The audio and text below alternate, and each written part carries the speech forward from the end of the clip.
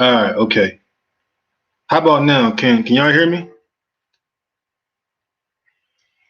All right, okay. All right. So I think y'all should be able to hear me now. Shabbat Shalom. Can y'all hear me? Let me know if you can hear me before we start, because I want to make sure this can be heard. Okay, Khan. All praises. All praises. Praise the Most High. I'm glad. Okay. All praise to the Most High.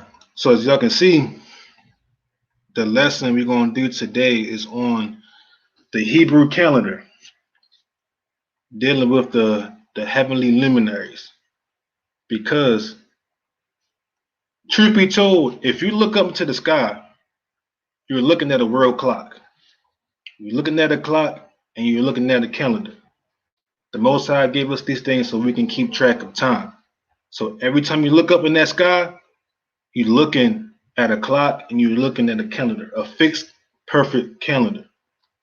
So before we start, praise the Heavenly Father in the name of His begotten Son for this lesson.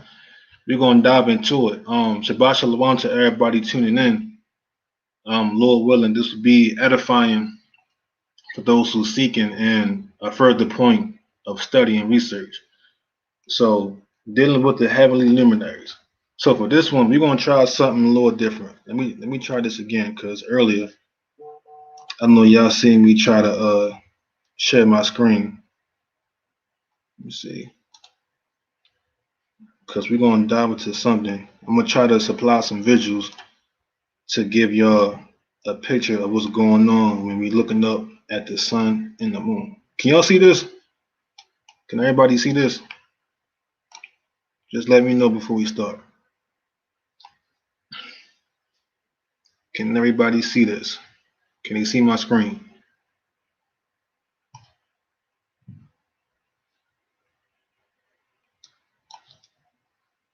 What is this? I don't like this. What is this? Can everybody see this?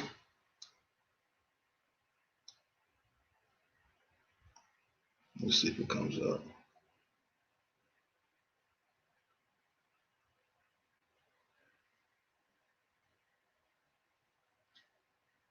Real quick, can everybody see? Okay, cool.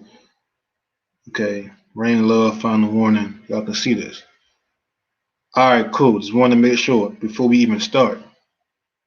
Just want to make sure everybody can see that. So let me stop sharing this and bring it back.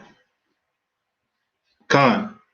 So, like I said earlier, from the thumbnail, from the title, we're dealing with the Hebrew calendar. And like I said, the reason why it's titled the Hebrew calendar is because we track the sun and the moon for time. And that's why when you read the Bible in the creation in the beginning, Genesis 1, it said that the Most High gave us the sun and the moon for signs of the times. So before we start, let's read that real quick. Let's read that in Genesis chapter 1 and verse 4. 14, Salakia. It says, and God said, let there be lights in the firmament of the heaven to divide the day from the night, and let them be for signs and for seasons and for days and years. So this is what the Most High gave us for all these things, for us to keep track of the seasons, for us to keep track of days, for us to keep track of months, and for signs. That's what the Most High gave these for. And for days as well, and for hours, and for hours. So as we see here, the Most High has gave us a way to tell time, and to track it and to keep up with it. So let's continue reading verse 15. It says, and let them be for lights in the firmament of the heaven to give light upon the earth. And it was so. And the Most High made two great lights, the greater light to rule the day, and the lesser light to rule the night. And he made the stars also. And the Most High set them in the firmament of the heaven. And the Most High set them in the firmament of heaven to give light upon the earth, and to rule over the day and over the night, and to divide the light from darkness. And the Most High saw that it was good. And the evening and the morning were the fourth day. So the Most High created all this on the fourth day. So, like I said earlier, He gave us these things so we can keep track of time. And this is very important when we're trying to calculate and keep track of our feast days. It's also important to understand how these things move and how they operate and how they orbit, so we'll know exactly where we are in time. That's the whole point of this lesson, to show you how these luminaries, how they work, how they moving, and how we calculate and count them to keep track in time and to know exactly where we are in time. Because, like I said, it's going to be very important when we're trying to determine our feast days. It's very important because if we don't know how these things work, then we don't know where we are in time. If we don't know where we are in time, then we can't calculate our feast days. We don't know what part of the year we're in. We don't know when the new year is coming up. We don't know when the fourth month is coming in. We don't know when the seventh month is coming in. We've completely lost in time. So it's important that we learn this. And it's a pretty complex subject. So this might be a long one. I'm gonna try to make this as clear as possible and make it easy to be understood as possible, because this is a quite complex topic, or it can be. But it's important to know how these things work, so we will know how to keep track of time, to know where we are, and to count our feast days and when it's supposed to come in. Because even within our community, there's a lot of confusion and discrepancies on when to keep certain feast days and how to keep it and how to count and how to calculate. It's a lot of confusion when it comes to this topic. So, Lord willing, this topic here clears everything up. That's the whole point. Lord willing, this topic here going to clear everything up. So, before we do that, let's get to Rock 43. Let's get that real quick, because the first thing we're going to deal with is the sun. That's the first thing we're going to deal with is the sun, because the sun is what keeps the year coming in exactly how it's supposed to. The sun is what keeps the years coming in exactly how it's supposed to. So we're going to deal with that first, and we're going to build off that into the moon and things like that, and how to count it. So Sirach chapter 43 and verse 1. It says, the pride of the height, the clear firmament, the beauty of heaven with his glorious shew. The sun when appeareth, declaring all his rising, a marvelous instrument, the work of the Most High. At noon it parcheth the country, and who can abide the burning heat thereof? A man blowing a furnace is in works of heat, but the sun burneth the mountains 3 times more, breathing out fiery vapors and sending forth bright beams, it dimmeth the eyes. So right there, the sun is hot. We all know the sun is blazing and it can burn you up. That's what it's saying right there. The sun is hot and it's blazing, it can burn you up. But we have to understand how the sun is moving, the circuit, how it's rotating in its course. So that way we can continue to bring in the year exactly when it's supposed to. So we're going to deal with that first. So throughout the lesson, we're going to be in Enoch a lot. For those who don't believe in Enoch or that have a problem with it, you can choose to turn it off or whatnot. But there's some valuable information you want to stay around to understand, to learn, because it's going to help you to calculate your days. So like I said, we're going to be in the book of Enoch a lot because that's the main source that's going to help us in understanding the luminaries and the Hebrew calendar of how our ancestors kept it. So we're going to jump into Enoch chapter 72 because we're dealing with the luminaries. Enoch chapter 72 and verse 1. It says, the book of the courses of the luminaries of the heaven, the relations of each according to their classes, their dominion and their seasons, according to their names and places of origin, and according to their months, which Uriel, like the holy angel who was with me, who is their guide, showed me. And he showed me all their laws exactly as they are, and how it is with regard to all the years of the world and unto eternity. till the new creation is accomplished, which dureth to eternity. And this is the first law of the luminaries. The luminary, the sun, has its rising in the eastern portals of the heaven and its setting in the western portals of the heaven. And I saw 6 portals in which the sun rises, and 6 portals in which the sun sets. And the moon rises and sets in these portals, and the leaders of the stars and those whom they lead. Now, let's stop right there, because right now it's getting crazy already. So it says that the sun, it rises in 6 portals in the east, and it sets in 6 portals in the west. Now, that word portal is talking about the position of the sun in the heavens. Because every point, every 30 days or 31 days, the sun is moving into different positions. It don't stay in a constant path. It moves every 30 days. We're gonna break it down. So that word portal is talking about the position where it's at in the sky. So let's backtrack. We're gonna bring it back. We're gonna break it down real simple and real easy, Lord willing. So it says, the luminary, the sun, has its rising in the eastern portals of the heaven, and is setting in the western portals of the heaven. And I saw 6 portals in which the sun rises, and the 6 portal in which the sun sets. And the moon rises and sets in these portals, and the leaders of these portals are those whom they lead. It says 6 in the east and 6 in the west, and these in the west, and all the following each other in accurately corresponding order.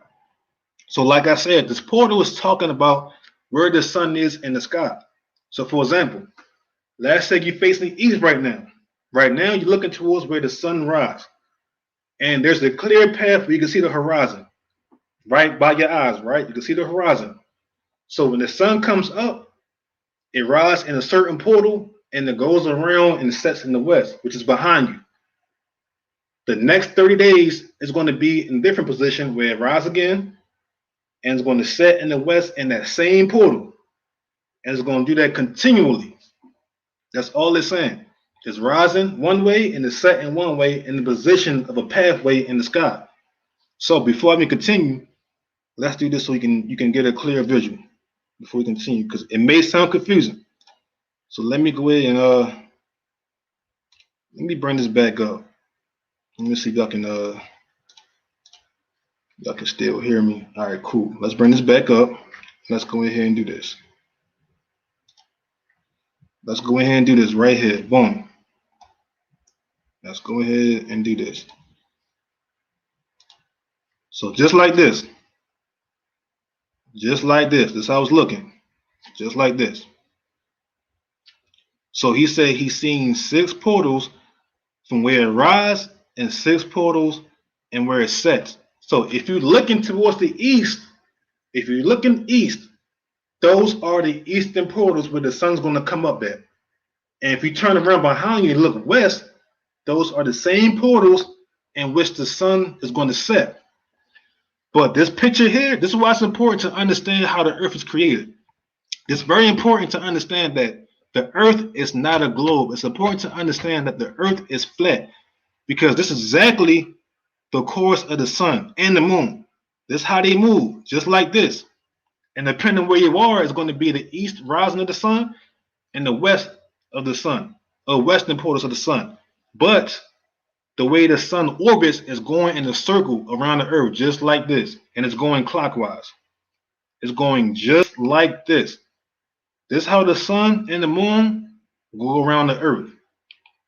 And as you can see, the numbers in between is showing you the portals or the positions of where the sun is. It's showing you exactly where the sun is moving. So it's going back and forth. Each time it rises, it's in a certain portal. So after 30 days, 31 days, it moves to a new portal. It's doing the same thing. And we're going to break it down. Enoch's going to break it down completely, to where it's clear to understand. So let's go back. Let's go back. It says, and I saw 6 portals in which the sun rises, and 6 portals in which the sun sets. And the moon rises and sets in these portals, and the leaders of the stars and those whom they lead, 6 in the east and 6 in the west, and all following each other in accurately corresponding order. Also, many windows to the right and left of these portals. And first there go forth the great luminary named the sun. So now you're not going to break down exactly how the sun is moving. It says, go forth the great luminary named the sun, and his circumference is like the circumference of the heaven, and he is quite filled with illuminating and heating fire. The chariot on which he ascends, the wind drives, and the sun goes down from the heaven and returns through the north in order to reach the east, and is so guided that he comes to the appropriate portal and shines in the face of heaven. So I'm read that part again. It says the chariot on which he ascends, remember he rides in the east. From the chariot on which he ascends, the wind drives, and the sun goes down from the heaven, meaning it sets in the west. So it says, the sun goes down from the heaven and returns through the north in order to reach the east, and is so guided that he comes to that appropriate portal and shines in the face of heaven. So it's coming back to his original position in the east. So what does it mean? What do it mean when he says that the sun? I'm bringing it back real quick. Let me stop this real quick. So what does it mean when he says the sun passed through the north to reach the east? Well, picture this. Let's picture a clock right above your head. A big old clock. Right? You got a big old clock above your head. And let's say you're facing east. East is 3 o'clock. So that means to your left, you're going to have 12 o'clock, which is the north. To your right, you're going to have south, which is 6 o'clock. And then behind you, you're going to have 9 o'clock, which is the west. So when the sun is coming up, it's coming through the east, and depending where you are, you're going to see it go around and pass through the south, and then you're going to see it set in the west, and it's going to come right back around through the north until it comes back to the east. That's how it's doing. It rises at 3 o'clock. It's going to go around to 6, which is the south. It's going to set at 9 o'clock, which is the west. It's going to rush back to 12 o'clock, which is north, and going to come right back around. So the sun is not actually going up and over the earth. It's going in the circuit, just like this, like a big old ring around your head. That's how it's moving. It's going the big old ring around your head. So it ascends in the east, it passes through the south around you, sets in the west, and it comes back up through the north at 12 o'clock, and it comes back around. So when we come back, we looking at it downward of how it's moving, but we looking at it upward. So excuse me. We looking at it upward. Let's bring this back real quick so we can come back. So we can come back here so you can see it. Let's bring this back up. So if you were looking up, you'll be seeing this. Right now we're looking down at it. If you're looking up, you're seeing this. So you see it come in the east, rise in the east. It's passing through the south because it's going clockwise. So it's kind of inverted. It's inverted. So you see it coming up. It's going around. It sets in the west and it races back to the north and then rises again in the east. Like I said, right now we're looking down, so the view is inverted. That's all it is inverted. But if you're looking up, it will make more sense. And these are the portals in which it's moving in. So I'm gonna read it again in Enoch. Enoch chapter 72 and verse 4. It says, the great luminary named the sun, and his circumference is like the circumference of the heaven, and he is quite filled with illuminating and heating fire. The chariot on which he ascends, the wind drives, and the sun goes down from the heaven and returns to the north in order to reach the east, and is so guided that he comes to the appropriate portal and shines in the face of the heaven. So now watch this, verse 6. It says, in this way he rises in the first month in the great portal, which is the fourth. So the sun is moving through this portal. This is where it starts off at. And the first solar month is starting right here. me see something real quick. Let's go back.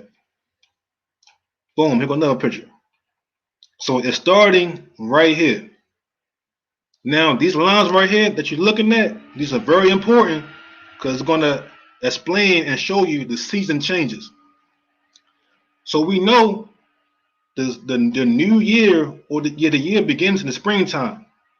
So this purple line here, this marks your vernal equinox.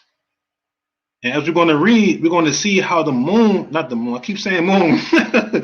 I keep saying moon, Slakia. As we see, the sun moves until it reaches the summer solstice, which is this small yellow circle here. And then what's going to end up happening is going to come back until it reaches here, which is the autumn equinox. It's going to pass through until it reaches here, which is the winter solstice.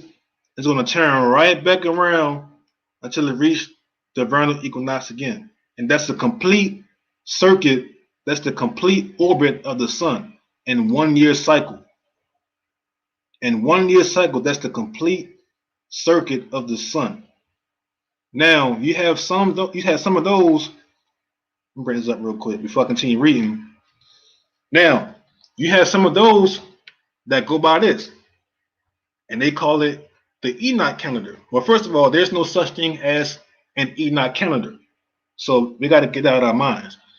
But I know a lot of people, they'll use this to determine their feast days and how to keep track of time. But you cannot go solely off of this. This is correct mathematically. When you understand that the sun passed through different seasons, this is correct mathematically. But determining how the sun moves and when and how to keep and how to count it and track it, this is incorrect. It's only showing you how it's passing through each season. Because if you add these up, it takes 91 days because you have these the solstice and equinoxes. So 30, 30, 31, which is 91, and then you have 30, 30, 31 again, which is 92. And then you keep doing it until it goes all the way to a 364 cycle. But you cannot solely use this as to try to calculate and count feast days. This right here is going to throw you off. And a lot of people use this because they don't know how the sun is actually moving, and they're not understanding that you also need the moon as well. So this right here is only showing you the mathematical process of how the sun changed through different seasons. But we want to understand is how it's actually moving and knowing where it's at and when it's going to happen, so we can better understand how to track it and get our feast days correctly. So remember, it's going to start off in the fourth portal, which is this right here. So let's continue reading. It says in verse 6 again, it says, in this way he rises in the first month, like it, in the great portal, which is the fourth. It says, and in that fourth portal from which the sun rises in the first month are 12 window openings, from which proceed a flame when they are opened in their season. When the sun rises in the heaven, he comes forth through the fourth portal 30 mornings in succession, and sets accurately in the fourth portal in the west of the heaven.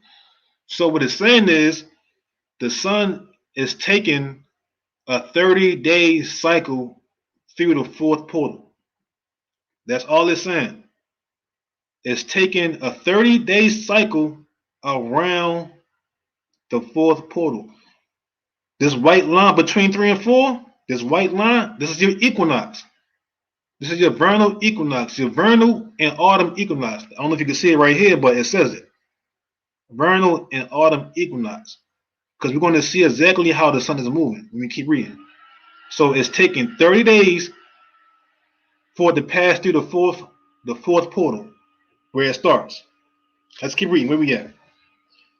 It says, when the sun rises in the heaven, he comes forth through that fourth portal 30 mornings in succession, and sets accurately in the fourth portal in the west of the heaven.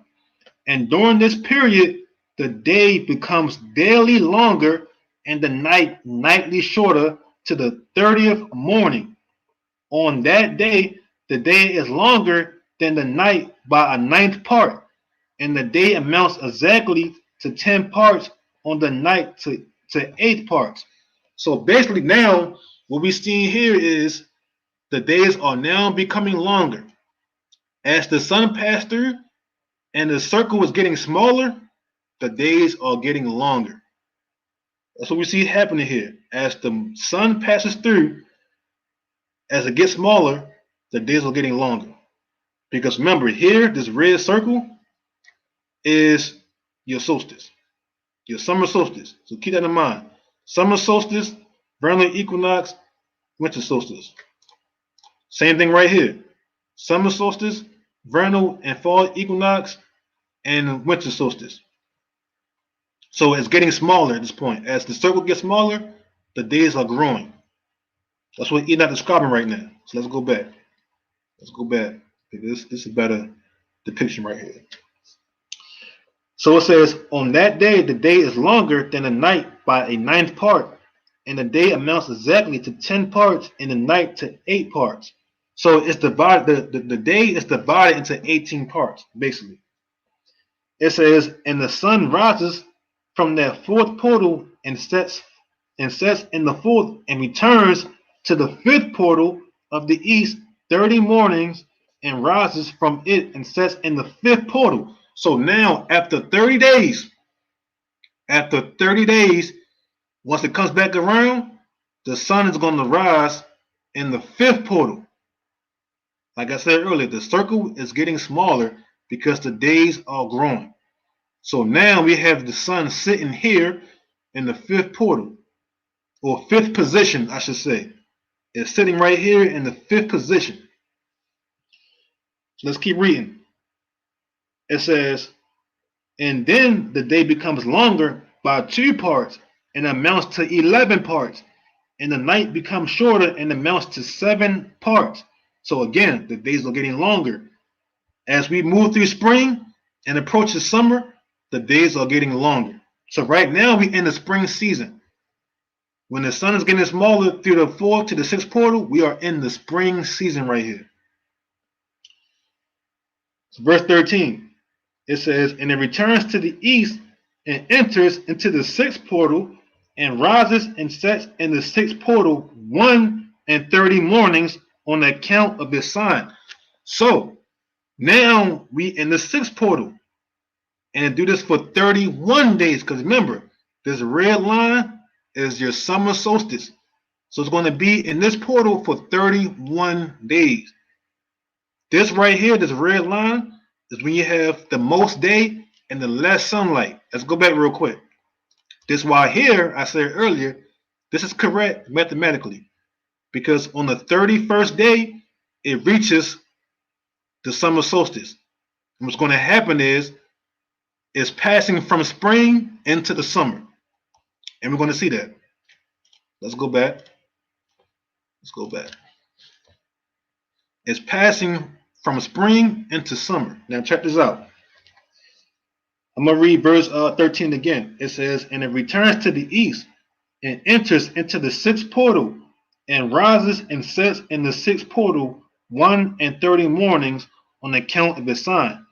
On that day, the day becomes longer than the night, and the day becomes double the night, and the day becomes 12 parts, and the night is shortened and becomes 6 parts. And the sun mounts up to make the day shorter and the night longer, and the sun returns to the east and enters into the 6th portal and rises from it and sets 30 mornings. So as we can see, the sun is in the 6th portal. But check this out. What's happening is, once it reaches solstice, what's happening is now it's reversing. So it made its way from here and it came all the way up to the solstice. Now the sun is reversing. Now it's coming back. And we're going to read that. It's coming back now. So now, as the sun's taking its circuit or its course, it's getting wide, it's getting bigger now. While it's going through, you're going to see it start to get bigger, and then the night becomes longer and the days become shorter. That's why when you realize in the summertime, the days are a lot longer. In the summertime, the days are a lot longer. That's why by the time you get to the end of summer, the days are shorter.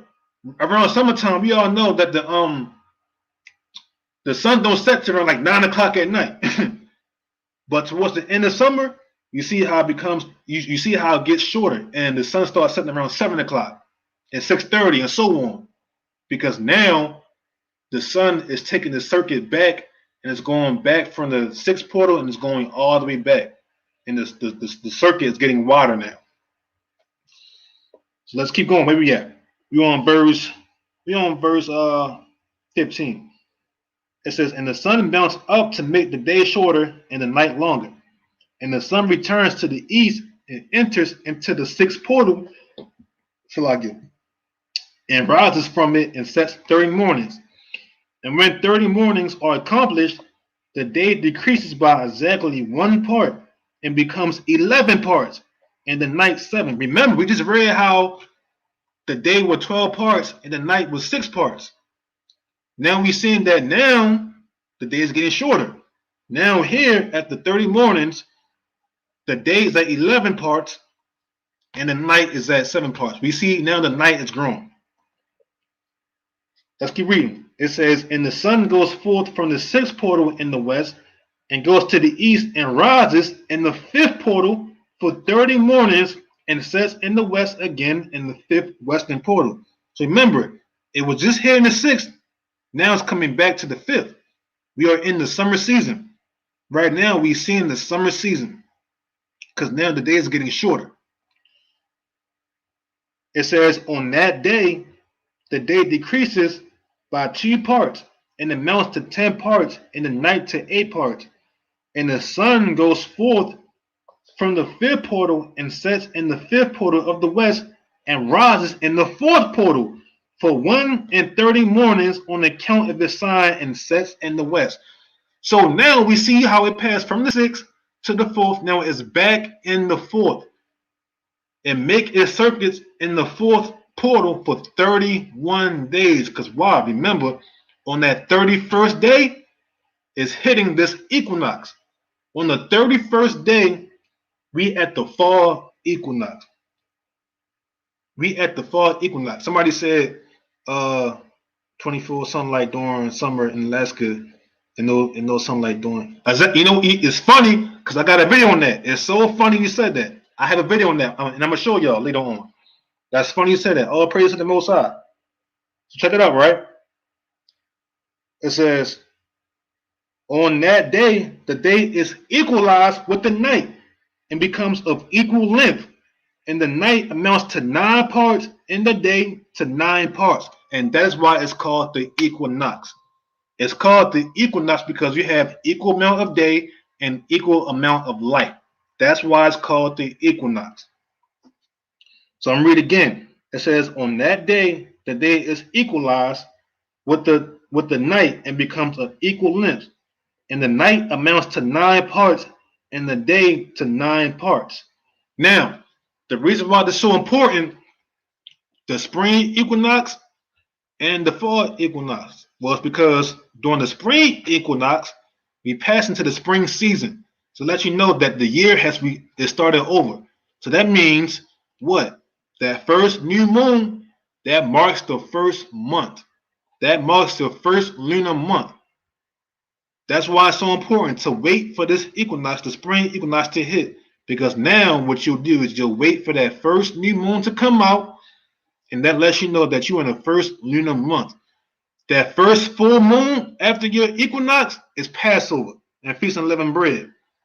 Once again, that first full moon after your spring equinox marks the Passover and Feast of Unleavened Bread. That's why the equinox is so important, and vice versa.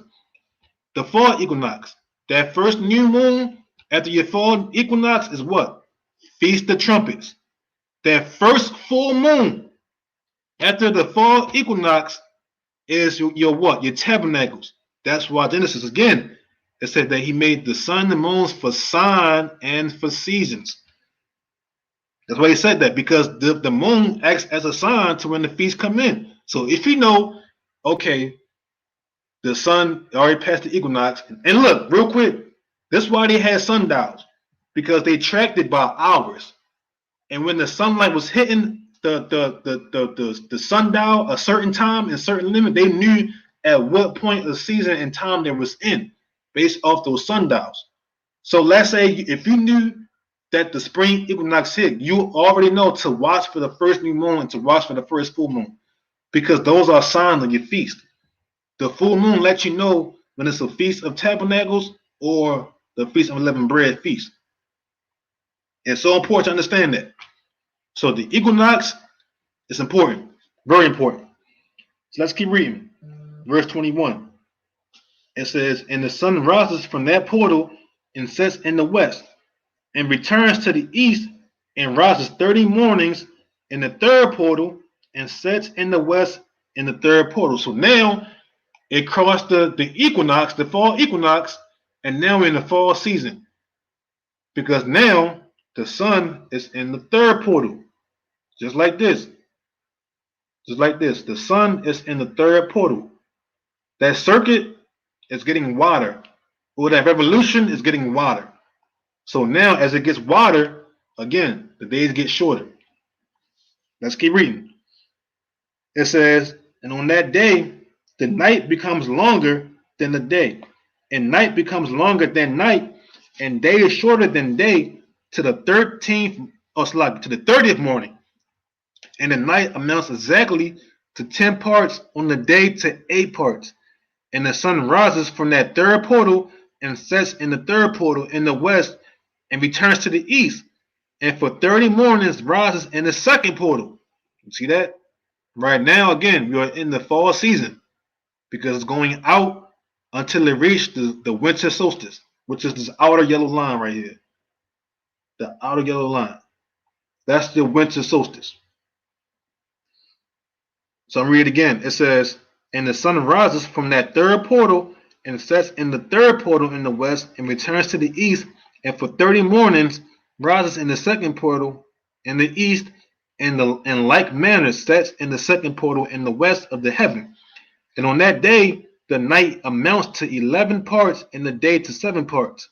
And the sun rises on that day from that second portal and sets in the west in the second portal and returns to the east into the first portal for 1 and 30 mornings." See that? So now, by the time we reach the first portal, it's going to make a circuit for 31 days. Because again, why?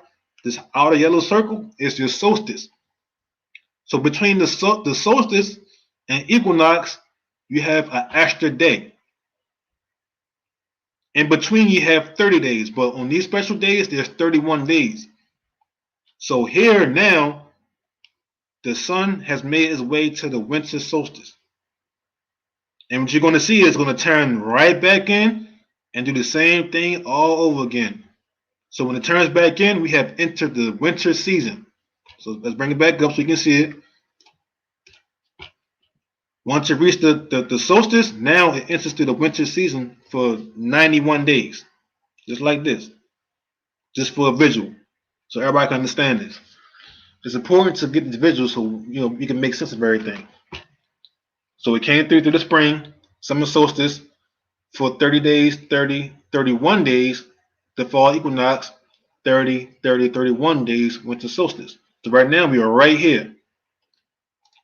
And the way it looks is just like this. The biggest circle, which is the winter solstice. Where the night will rule over day. It'll be way more nighttime than daylight. So like it, excuse me. So let's keep going. Where we at? Verse 25 again. It says, "And the sun rises on that day from that second portal and sets in the west in the second portal and returns to the east into the first portal for 1 and 30 mornings and sets in the first portal in the west of the heaven. And on that day, the night becomes longer and amounts to the double of the day. And the night amounts exactly to 12 parts and the day to 6.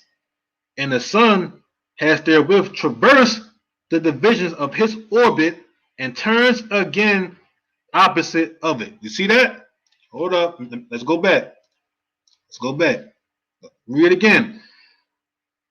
It says, and on that day the night becomes longer and amounts to the double of the day, and the night amounts exactly to 12 parts, and the day to 6. At this winter solstice right here, this outermost circle, this outermost yellow circle, this right here is your winter solstice, where the night is double of the day. 12 parts of night and 6 parts of day. That's why in the wintertime, the sun sets around 4:30, 5 o'clock, and it's dark for a long time. Exactly why the sun sets early as crap around 5 o'clock, 4:30. Because it's in the winter season and to reach the summer solstice. I keep saying summer. The winter solstice, Salaki, yo. Tripping up my own words. So it says, and the sun has therewith traversed the division of his orbit and turns again opposite of it. Or Salaki, it traversed the division of his orbit and turns again on those divisions of his orbit and enters that portal 30 mornings and sets also in the west opposite of it. So that word traverse, it means to go back. It means to go back. So we seen how it came from here, from the fall equinox, and it came all the way out to the winter solstice, and then it traversed, meaning it reversed. It came back. So now it's coming back, and it's making its way through the first portal again until it reaches the second and third and so on. So now we're seeing that circuit, that orbit is changing and it's getting smaller now. That's all it's saying. That circuit is getting smaller. So let's keep reading. Verse 28. It says, and on that night has the night decreased in length by a ninth part, and the night has become 11 parts and the day 7 parts. So we see how it's a perfect cycle. It makes perfect sense. Once it reaches here, now it's coming back and now it's switching now. The days starting to grow and the nights becoming shorter. That's what it's saying. The days are growing and the nights are becoming shorter. It says, and the sun has returned and entered into the second portal in the east and returns on those his division of its orbit for 30 mornings, rising and setting. So now it passed through the first portal and it's coming back to the second, just like that. It came like this, and now it's passing through the second portal, just like that. That orbit is getting smaller as the days get longer. Until it reaches the third, until it reaches the fourth, and then the spring equinox, boom, there's a new year. There's a new year. So let me read again. It says, and the sun has returned and entered into the second portal in the east and returns and knows his division of his orbit for 30 mornings, rising and the day to 8. Let's let me read again. Rising and setting. I skipped the line. It says, on that day the night decreased in length, and the night amounts to 10 parts, and the day to 8. And on that day the sun rises from that portal and sets in the west, and returns to the east and rises in the third portal for 1:30 mornings. So now again, it's in the third portal now. So what's going to happen is, once we reach the third portal, it's going to rise for 31 mornings. Because why? Again, you have your vernal, you have your spring equinox right here, that purple line. It's your spring equinox. And once it's crossed that spring equinox, guess what? You have a new solar year. Just like that. And guess what? The whole cycle repeats itself. The whole entire cycle repeats itself. That's the beauty of how the Most High made the circle of the sun. That's the beauty of it. Let's keep reading though. Let's keep reading because it's going to explain it. It's going to explain it. It says, and on that day the night decreases in length, and the night amounts to 10 parts, and the day to 8. And on that day the sun rises from that portal and sets in the west and returns to the east and rises in the third portal for 1:30 mornings and sets in the west of heaven. On that day the night decreases and amounts to 9 parts, and the day to 9 parts, and the night is equal to the day, and the year is exactly as to its days, 364 days. So it took 364 days for the sun to start here, to make a full orbit to reach the spring equinox again. That is the complete course of the sun. Let's go back. This is the complete course of the sun. We just watched it make a whole cycle, a whole year cycle, where the circle got smaller, then it got wider, until it came back to a starting point here at the equinox, where it starts all over. And it's 364 days. 364 days of a solar year. So where we at? It says on that day the night decreases and amounts to 9 parts, and the day to 9 parts. And the night is equal to the day, and the year is exactly as to its days, 364. And the length of the day and of the night, and the shortness of the day and of the night arise. Through the course of the sun, these distinctions are made. So it comes that it course becomes return. Oh, I'm tripping. Salaki. So it comes that its course becomes daily longer, and its course nightly shorter. And this is the law in the course of the sun and his return, as often as he returns 60 times and rises, the great luminary which is named the sun forever and ever. And that which thus rises is the great luminary, and is so named according to its appearance, according as the Lord commanded. As he rises, so he sets and decreases not, and rests not, but runs day and night, and his light is sevenfold brighter than that of the moon. But as regarded size, they are both equal. So we just watched the entire solar circuit, the entire circuit solar year. That's the complete orbit of the sun. So just to recap, it starts here in the fourth portal, and it orbits around till it passes through the fifth. It's coming to the sixth, and then here on 31st day, it reaches the summer solstice, and then it traverses. So when it traverses now, we're in the summer season, and it's coming back out. The circle getting bigger, and it passed through the fifth to the fourth, and it reached the fall equinox. So now we're in the fall season. When it passed through the third to the second to the first, reach the winter solstice right here, and then traverse again and makes its way back inside. So now we're in the winter season, and it's coming back around just like this, past to the second, to the third, to the spring equinox, and back to the fourth. Now we back. Now it's a new year, and through the fourth to the fifth, and the sixth is the spring season. When it goes in like this, spring season, come back out, summer, come back out from third to the first, the fall, from the first to third, winter, and all over again, just like that. Now this is completely important to understand when to bring in our feast days. Because again, after the spring equinox, that first new moon is the first lunar month. And that's very important. So now, with that understanding, let's dive into the moon. Because now we got to get the moon circuit now. So look, check it out.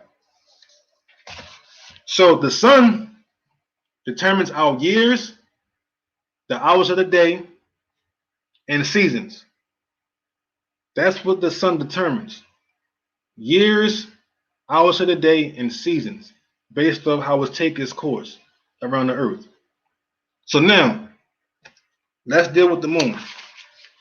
Because another very important aspect to the Hebrew calendar, the whole sky is our calendar.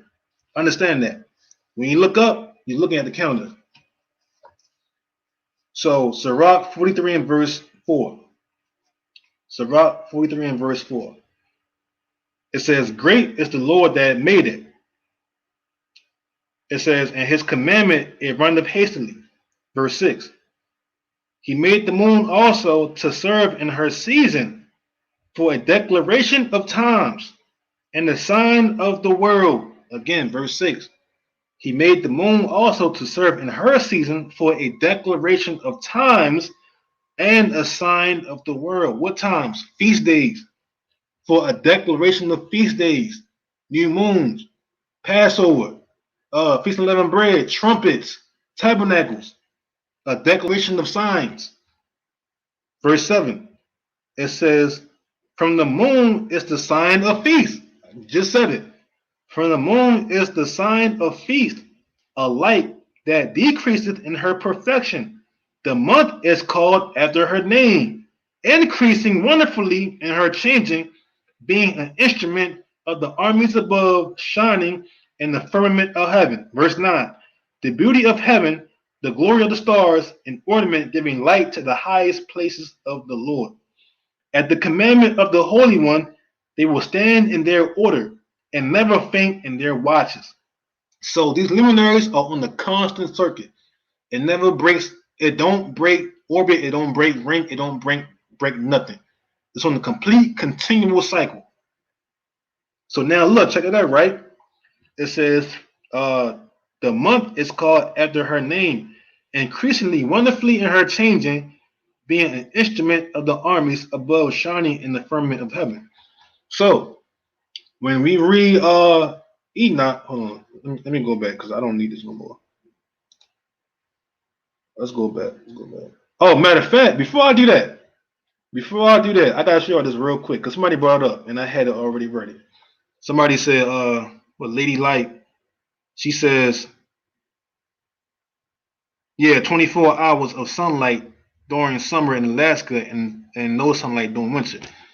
So check this out, right? You're gonna actually see how the sun is making its circuit. It never goes down or up. It never does that. It looks like that because the circuit is so big that our perception, when it's further away, it looks like it's going down, but it's actually not. It's going further away on this circuit. So watch this. Check this out. You're going to see it though.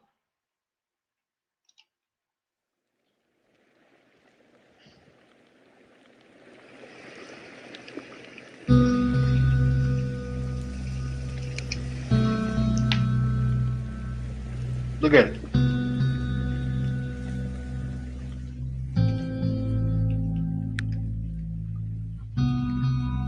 It's going around. It's going all the way around. Pass through the south. Now it's going to start setting. Now it's passing through the west now. Pass through the west. Look at that. It never goes down. It's one complete circle.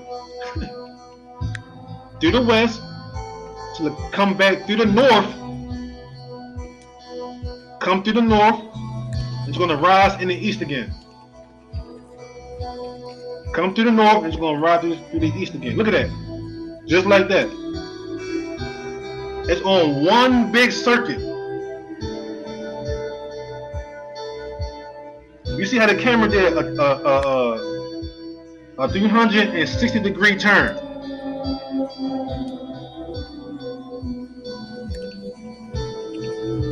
The camera did a whole turn from the east to the south to the west to the north and back to the east again. Look at that. And it's doing it all over again. Just like that.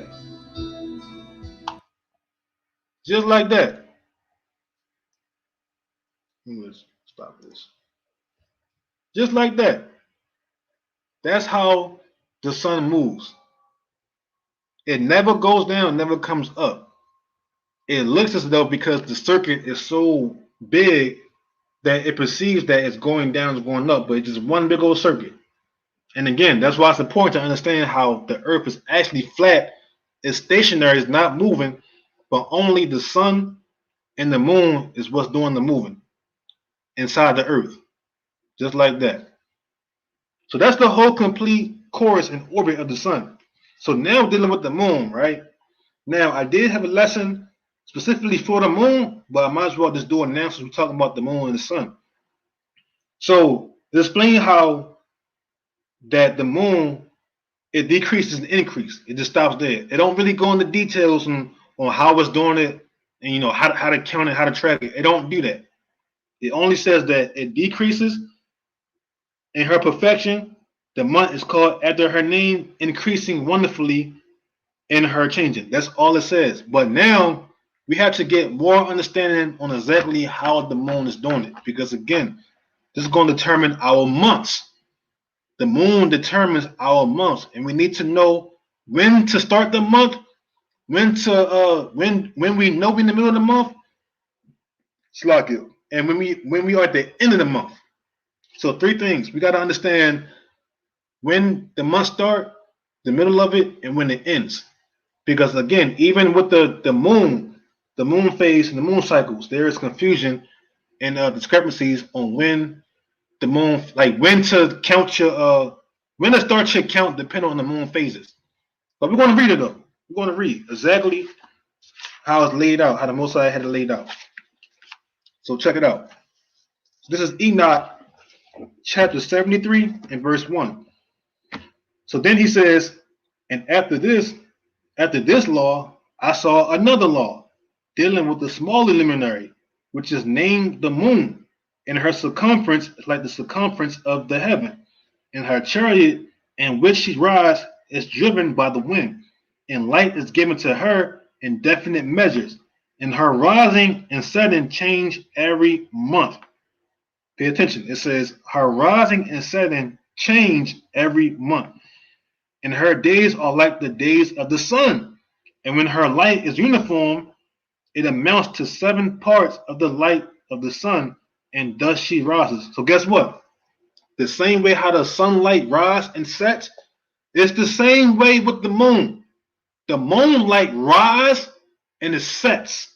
It's the same exact thing. And guess what? The moon is on the same circuit of the sun, but at different times though. It's moving the same way as the sun, but the light does the same exact thing. It rises in the east and it sets in the west of the moonlight. Let's keep going. It says, and thus she rises, and her first phase in the east comes forth on the 30th morning, and on that day she becomes visible and constitutes for you the first phase of the moon. When she becomes visible, she constitutes the first phase of the moon, meaning what? You have a new moon, a new light, a new moon. It says, she becomes visible and constitutes for you the first phase of the moon on the 30th day together with the sun in the portal where the sun rises. So guess what? The sun and the moon starts off in the same portal. That fourth portal, that's where it starts. It says, verse 5, it says, and the one half of her goes forth by a 7th part, and her whole circumference is empty, without light, with the expectation of 1/7 part of light, and the 14th part of her light. And when she receives 1/7 part of the half of her light amounts to 1/7 part and a half thereof. So basically, it sounds confusing, but the way the moon phase work is rising in single 7 parts. That's all it's saying. The moon rises in single 7 parts for 30 days. For 29 or 30 days, it's rising in single 7 parts. Let's keep going. It says, and she sets with the sun. And when the sun rises, the moon rises with him and receives the half of 1 part of light. And in that night, in the beginning of our morning, the moon sets with the sun and is invisible that night with the 14 parts and the half of one of them. And she rises on that day with exactly a 7 part and comes forth and receives from the rising of the sun. And in her remaining days, she becomes bright in the remaining 13 parts. So again, all it's saying is that it takes each day, the moon phase, like each night, the moon is rising or setting by a 7th part in small increments. That's all it's saying. It's rising and setting in small, very small increments. So now check this out. Now we're going to deal with the lunar year. We're going to deal with the lunar year on Enoch chapter 74 and verse 1. It says, and I saw another course, a law for her, and how according to that law she performs her monthly revolution. And all these Uriel, the holy angel, who was the leader of them all, showed to me in their positions. And I wrote down their positions as he showed them to me. And I wrote down their months as they were, and the appearance of their lights till 15 days were accomplished. In single 7 parts, she accomplishes all her light in the east, and in single 7 parts accomplishes all her darkness in the west. So again, the moonlight, it rises in the east until it becomes full, and then it sets in the west. That's the same cycle as the sun is on. The sunlight rises from the east and it sets in the west. It's perfect. The Most High created a perfect system. Let's keep going.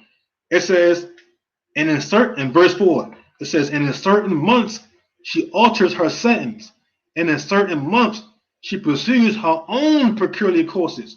So meaning it's not following the exact same order. It's not following the sun exactly how the sun moves. And we're gonna break it down. You're gonna see. We're gonna break it down. But the moon within those portals have its own course as well. We're gonna see though. So again, it says in certain months she alters her sentence, and in certain months she pursues her own peculiar course. In 2 months the moon sets with the sun, and those 2 middle portals, the third and the fourth. So hold on, let's bring it back up. Let's bring it back up, and it's going to explain why. Where we at? Let's share screen. Let's share screen real quick. Boom. Check it out, right? Let's go down here. Boom. So look, it says in these 2 portals, in these 2 positions of the sky, the moon sets with the sun. And it's going to explain why. It's going to explain exactly why.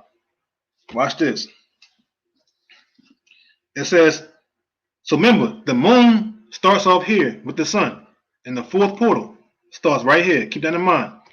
So look, she goes forth for 7 days and turns about and returns again through the portal where the sun rises and accomplishes all her light. So what is that saying?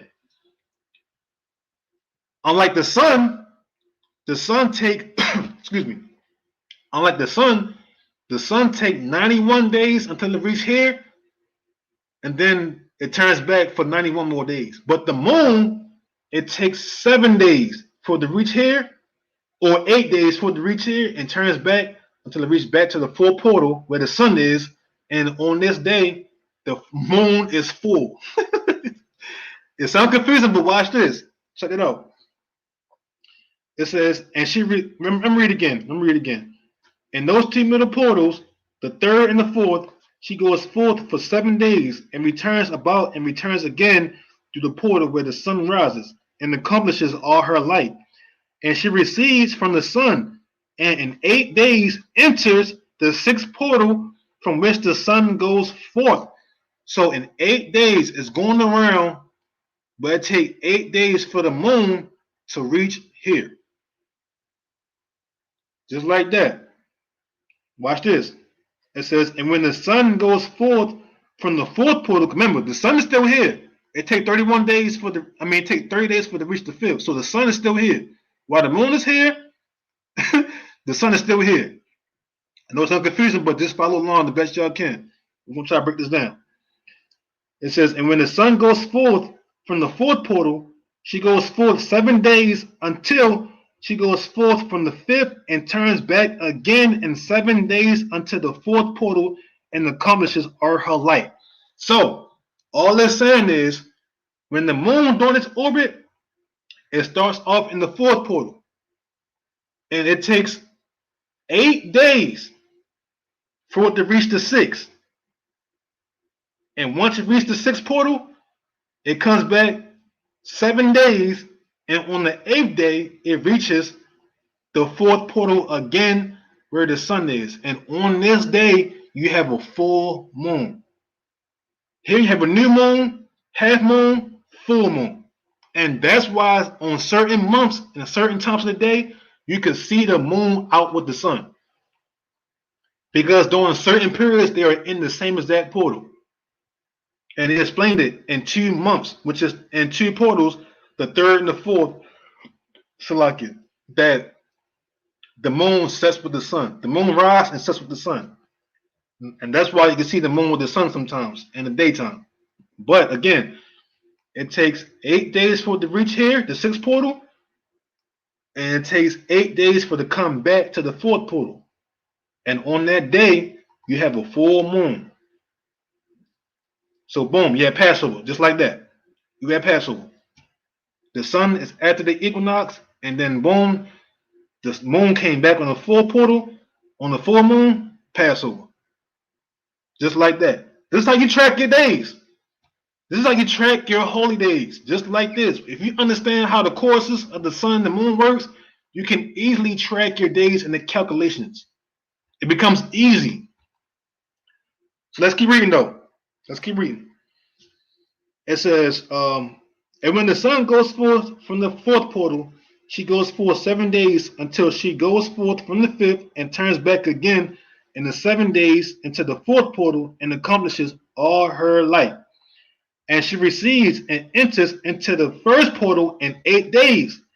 And she returns again in 7 days into the fourth portal from which the sun goes forth. So the moon has made a whole lap around the sun. So when it came back here to the full portal, now it took 8 days for it to reach the first, just like this, on the whole circuit.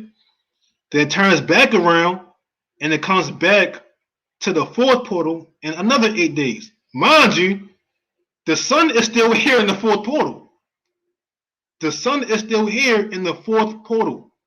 So the moon has made a complete orbit, a complete cycle of 29 to 30 days within that period. 8 days to reach the sixth, 8 days to come back. 8 days to reach the first, 8 days for it to come back. Just like that. Just like that. And now by the time it comes back, you have what?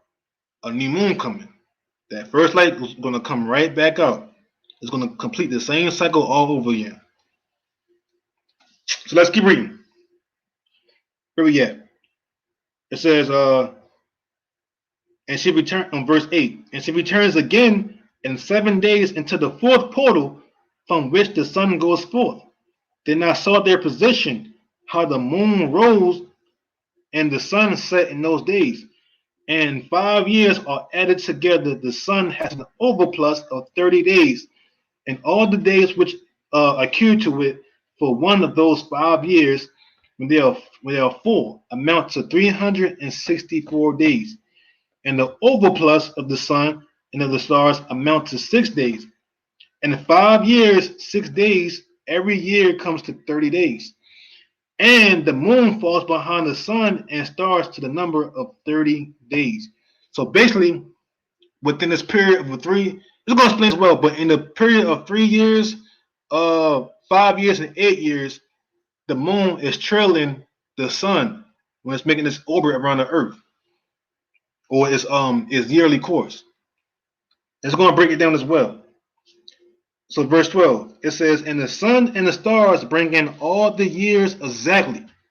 That's why I said it's important to know the sun first, because the sun is actually the foundation of the courses of the moon and the sun, and for your years, because your sun determines your years. So that's why the sun has to be on the complete exact cycle. So again, it says, and the sun and the stars bring in all the years exactly, so that they do not advance or delay their positions by a single day unto eternity. And check this out. This is why when you look up the equinox and the solstice, they almost the same date, according to this calendar. They almost the same date every year, because they don't change. It's the same date almost every year, because the circuit of the sun do not change. It's a perfect system of the year. It says, but complete the years with the perfect justice and 364 days. In 3 years, there are 1,092 days. And in 5 years, 1,820 days. So that in 8 years, there are 2,912 days. For the moon alone, the days amount in 3 years to 1,062 days, and in 5 years she falls 50 days behind. So each year the moon gonna trail the sun by 10 days. And that's why during certain years you have to add an extra month. This is why you cannot follow the moon only. You need the sun. Because if you follow moon and no sun, you're gonna fall off to your feast days. And this is why, real quick, let me bring it up. In Jubilees, this is why he says this in Jubilees, chapter 6.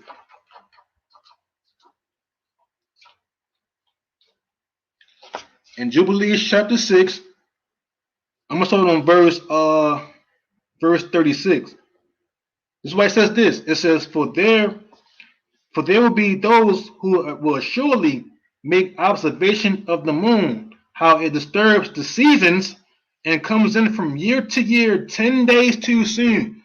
So every year the moon is trailing the sun by 10 days, or falls behind the sun by 10 days. So it says, read again.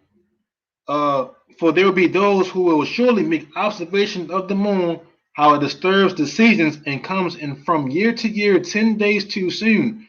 For this reason, the years will come upon them where they will disturb the order and make an abominable day the day of testimony, an unclean day a feast day, and they will confound all the days, the holy with the unclean, and unclean day with the holy, for they will go wrong as to months and Sabbaths and feasts and jubilees. For this reason I command and testify to thee, that thou mayest testify to them. For after thy death thy children will disturb them, so that they will not make the year 364 days only. And for this reason they will go wrong as to the new moons and seasons and Sabbaths and festivals, and they will eat all kinds of blood with all kinds of flesh. This is why when you're trying to track your years, you don't go by the moon to track years. You go by the sun. And for this reason, that's why you have certain people, they don't follow the moon because of a misunderstanding of that scripture. So what happens is, what they're doing is they're using this as a calendar when this is only a solar circuit. This is why you have certain people who don't follow the moon for the feast days, because that scripture not knowing what it's saying. You cannot follow the moon when you're tracking your years. That's not talking about tracking your feast days and your months. You need the moon for your months, but you also got to have the sun to keep everything in its proper season. Because if you don't, you're going to disrupt the entire season and the year. That's why I'm saying this, but it's not saying that don't observe the moon for months. It's not saying that. It's just saying that when you're trying to observe the years and using the moon only, you will fall off. You need both, moon and sun. You cannot have one without the other. It's a whole clock you're looking at. You need both of them. So again, this right here is not a calendar. This is a solar circuit mathematically. It's a solar circuit mathematically. So let's go back. Let's go back. And this we read here, Enoch is saying it right here in Enoch. It says in 3 years to 1,062 days, and in 5 years she fall 50 days behind.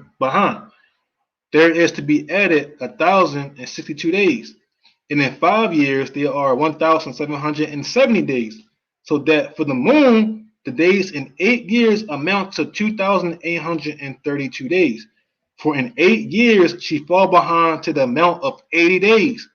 All the days she fall behind in 8 years are 80, and the year is accurately complete in conformity with their world stations and the station of the sun, which rise from the portals through which the sun rises and sets 30 days. So this is why at certain points in certain years you have what's called a leap year, because when you calculate your month by the moon, at some point you're going to need an extra month to keep everything in its proper season, because the moon falls behind the sun 10 days. So for example, you may have a new moon. Real quick, let me show you something real quick. Let me show you real quick. It's very important. Watch this. Let me do this real quick. Let's bring something up real quick. Let's bring this up real quick. I'm gonna show you something real quick.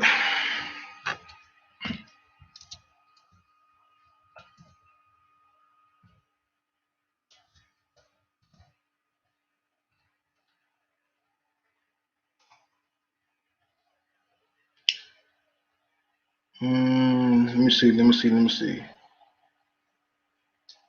So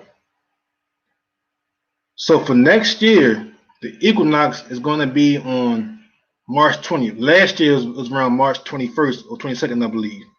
But roughly, it stays the same.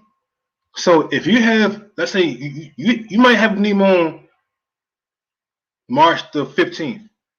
That would not mark your first month because the sun didn't pass through the equinox yet. The first new moon after the equinox, that marks your first month because an added month had to be added to keep everything in its proper season. That's why you have to add an extra month in certain parts to keep everything in unison with the seasons and the sun. So let's go back. Let's go back real quick. Let's keep reading. So now check this out. This chapter 75 in verse 1. I'm gonna read all this. It says, "And the leaders of the heads of the thousands who are placed over the whole creation and over all the stars have also to do with the 4 intercalary days, being inseparable from their office according to the reckoning of the year. And these render service on the 4 days which are not reckoned in the reckoning of the year. And owing to them, men go wrong, for those luminaries truly render service on the world stations." So, the intercalary days, what is that? What are intercalary days? Simple. It is your equinox and your solstices. Those 4 intercalary days are your equinoxes and your solstices. Vernal equinox, summer solstice, autumn equinox, winter solstice. All right, let's go back. Vernal equinox, summer solstice, fall equinox, winter solstice. So you have 1 in the 3rd and 4th portal, 1 in the 6th, and 1 in the 1st. Again, you have 1 in the 3rd and 4th portal, which is this, 1 in the 6th, and 1 in the 1st. And it's going to explain it. Watch this. It's going to explain it. It says 1 in the 3rd portal of the heaven, 1 in the 4th portal, 1 in the 6th portal, and the exactness of the year is accomplished through its separate 3 portals and 64 stations.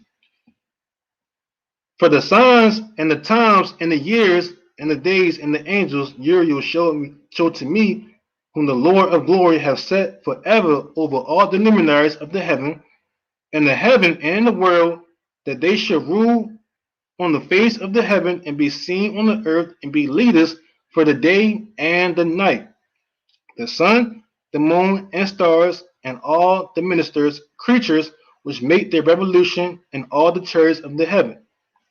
Just like that. Just like that. 1 in the 1st, 1 in the 3rd and the 4th, 1 in the 6th. Those are your 4 intercalary days, meaning your solstices and your equinoxes. So let's jump down. We're almost done. So far, we covered the sun's cycle, the sun's orbit, and how it passed through the equinox and the solstice, and the count of it, and how to count it. And now we did the moon. We did the moon circuit, how it passed through the portals, and then we're going to do the phases. So let's jump down. Let's jump over to Enoch chapter 78. We're almost done here. Enoch chapter 78. So we don't even need this at all anymore. Let's stop screen sharing. because now we're dealing with the sun. So like it really quick, Israel. Give me 1 sec. 1 sec.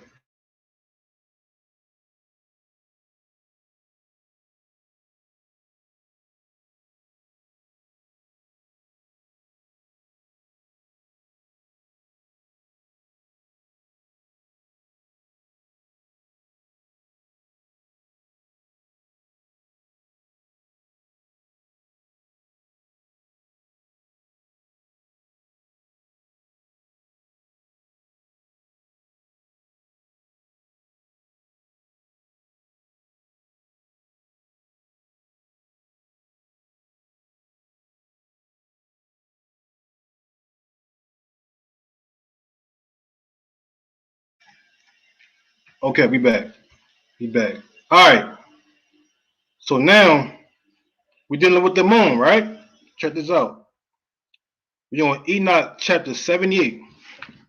Enoch chapter 78, dealing with the moon phases. In verse 1, it says, "In the names of the sons," matter of fact, we don't need that. I'm gonna jump down a little bit. We're gonna jump on let's see, verse 4. It says, "In the circumference of the sun, there are 7 portions of light which are added to it more than to the moon.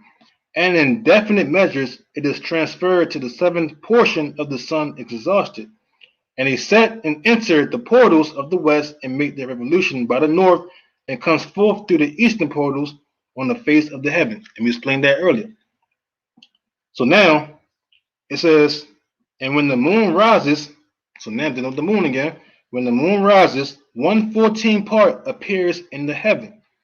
That's your new moon. That's that first slither of light, that first crescent, that first little small slither.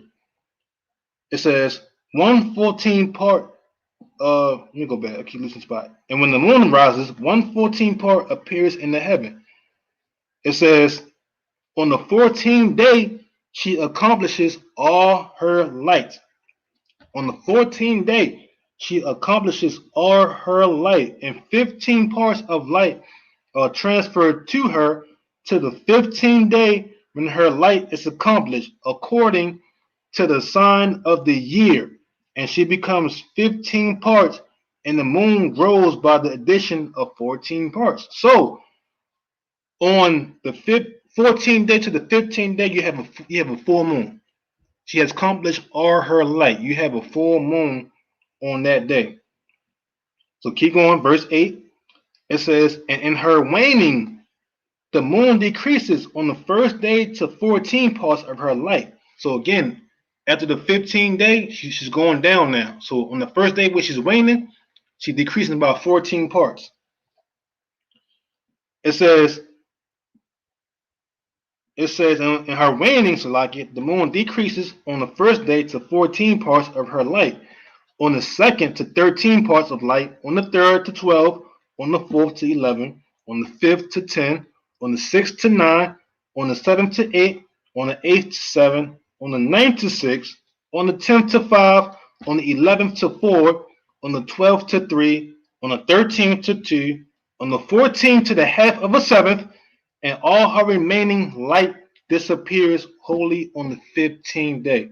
So it showed you how exactly each day went by, it decreased by 14 parts each day until 15 days later, the light is gone.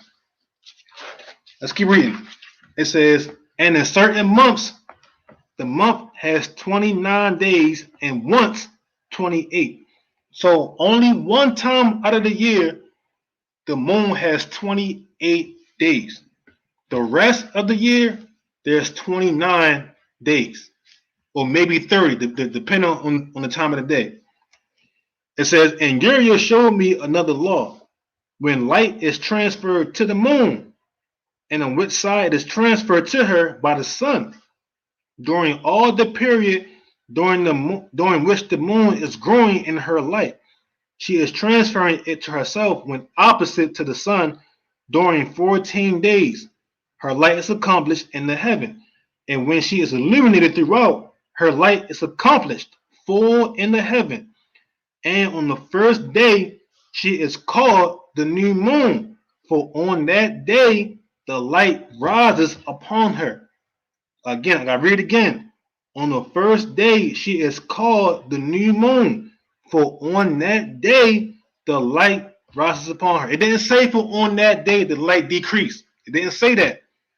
But on that day the light rises on her. So it's showing you exactly how the new moon is tracked, and then how to count your days and know how the phase of the moon works. On that first day, it's a little slither, a seventh part on the first day, the new moon, and then the light starts to grow from the east until it accomplishes all her light and she's full, and then she starts to set in the west until she is nothing. Just like that, rise in the east, sets in the west.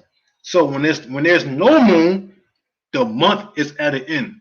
Again, when there's no moon, a black circular moon, you can't see it, the month is at an end.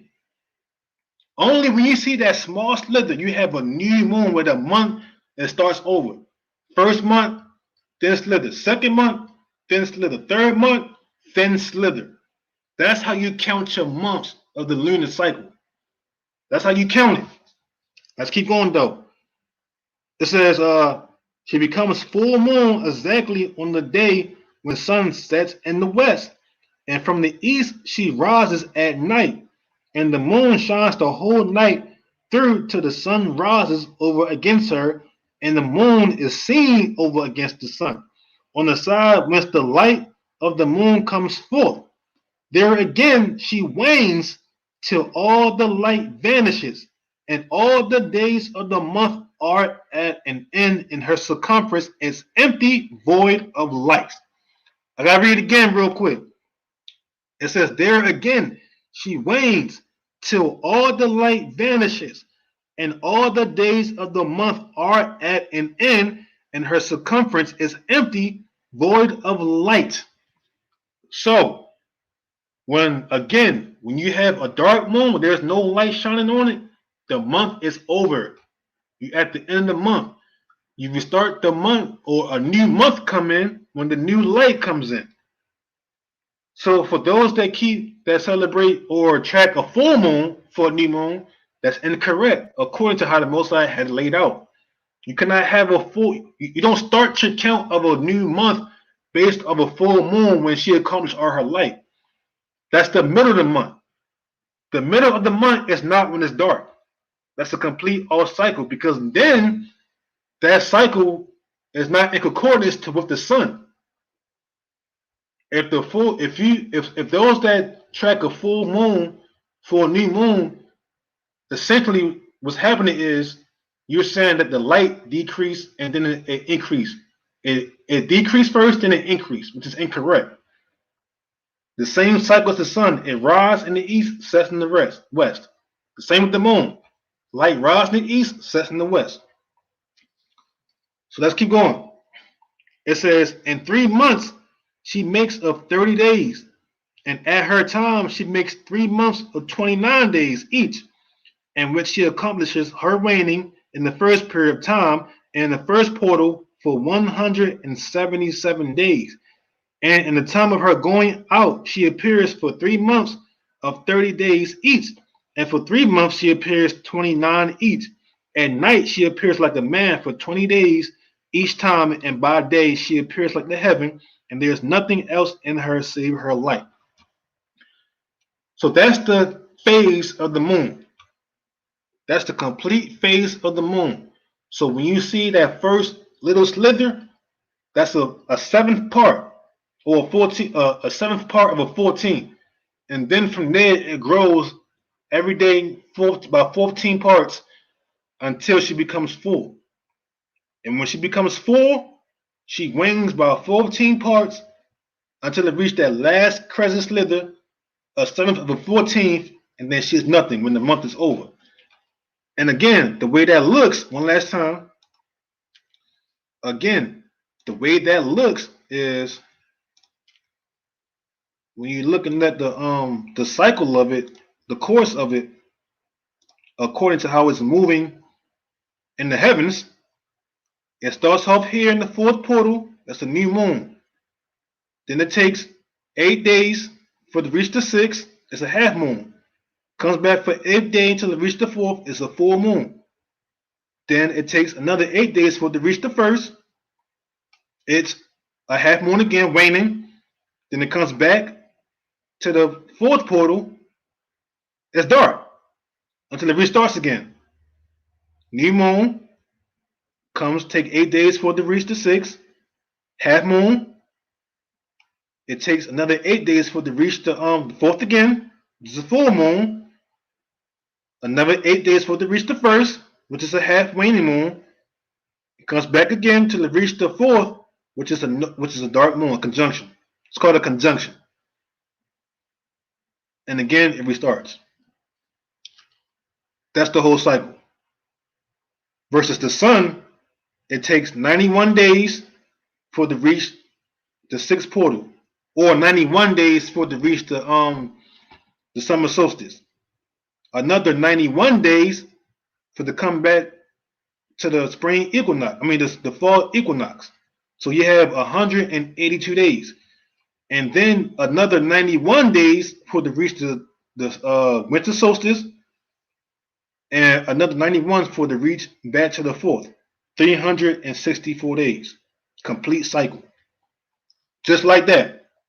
And by that, we use this circuit, this course, these measurements, and these calculations to determine our feast days. This is how we keep track of time for days, for weeks and months and years. That's what the Most High gave us to completely have a yearly undisrupted cycle. A complete perfect calendar is about this right here. This is why you need the Book of Enoch to even understand this, because if you don't, you will be so lost in time and have not a clue to when the feast days come in, how you know you're in the right season, how you know you're in the proper month, everything. This is how you know. But understanding the courses and how many days it takes for them to make a revolution, and to know when exactly to bring in those feast days according to the sun and the moon. So real quick, before I even finish out, let me bring this back real quick. Before I finish it, because I do want to share this. I want to share this real quick. When you look at, because guess what? When you look at Josephus and Philo, they attest to the same thing. Watch this, right? So when you read Josephus, let me show you. The works of Josephus, he explains exactly the positions of the Passover. Watch this. This is from book 10, and this is on paragraph 5. Watch this. It says, in the month of Xanthicus, which is by us called Nisan, it is the beginning of our year. On the 14th day of the lunar month, when the sun is in Aries, we know pagans call them zodiacs, but we know their positions in the skies. But he says when the sun is in Aries, for in this month it was that we were delivered from the bondage under the Egyptians. So at the beginning of the year, when the sun is in the 4th portal, when it's a full moon, so we came out of Egypt. At the beginning of the year. That's why the month of Abib, that marks the beginning of the year. So we came out of Egypt on the new year. Basically. We came out of Egypt on the new year. That's when we came out of Egypt. So the sun is in the 4th portal, which he says is Aries, and is a full moon. So guess what? The moon and the moon and the sun is in the same place, exactly in the skies, in the same portal. Check this out. Watch this. And guess what? It's a full moon. Check it out, right? Because here in Philo, he explains the same exact thing, talking about Passover and Feast of Unleavened Bread. Check it out. It says, let me read paragraph, the second paragraph, I believe. Let me see. Yep, it says, this month being the 7th, both in number and order, according to the revolutions of the sun is the first in power on which account it is called the first in the sacred scriptures. So astronomically, that would be the seventh. That would be the seventh month. But according to the law, it's the first month. According to how we count it, it's the first month. And it says, and the reason, as I imagine, is as follows: the vernal equinox is an imitation and representation of that beginning in accordance with which this world was created. Accordingly, every year God reminds men of the creation of the world and with the views put forward the spring, in which season all plants flourish and bloom. Meaning what? Everything's starting to grow now. That's why the springtime, plants grow, the days growing, the moon growing. Everything is growing till it becomes full during the spring season. Check that out. Everything is growing till it becomes full. When it becomes full, it makes a reversal. And it's coming back down till it's nothing. When everything dies and it's dark. Just like that. So watch this, right? I'm gonna jump down to clause 155, talking about unleavened bread. It says, and this festival is begun on the 15th day of the month, in the middle of the month, on the day on which the moon is full of light. I gotta read it again. And this feast is begun on the 15th day of the month, in the middle of the month, on the day on which the moon is full of light. And guess what? It's the same exact thing when you're looking at Feast of Trumpets and you're looking at Tabernacles. You're looking for the same thing, for that sun to be past that equinox, that spring or fall equinox, and then the first new moon, then the first full moon. And that's how you know. And from there, from there, you can even keep track of your times all the way up to the next year on that complete cycle. So next time you look up in the skies and you see the sun and the moon, you're looking at a calendar. You're looking at a perfect system that the Most High gave us to keep track of time and to keep track of our holy days and our feast days and to know when exactly and how it's coming in. The heavenly luminaries is the Hebrew calendar. All we have to do is learn it completely and we'll be good to go on tracking our feast days and keeping everything in its proper season. So I know this one was a long one. It was a long lesson. So Lord willing, I didn't confuse nobody too much. It made some sense. Somebody got some understanding. And also keep studying it and keep reading into it and keep diving into this topic because it can be tricky. But Lord willing, let this be a guide or a point of study to further understand the luminaries so you can track your holy days. So yeah, once again, Lord willing, this was edifying. You got some understanding, and now you fully understand of how the luminaries, the sun, the moon, how it works in the skies. So with that, Israel, Shabbat Shalom. Lord willing, you all continue to have a blessed Sabbath. So Shalom.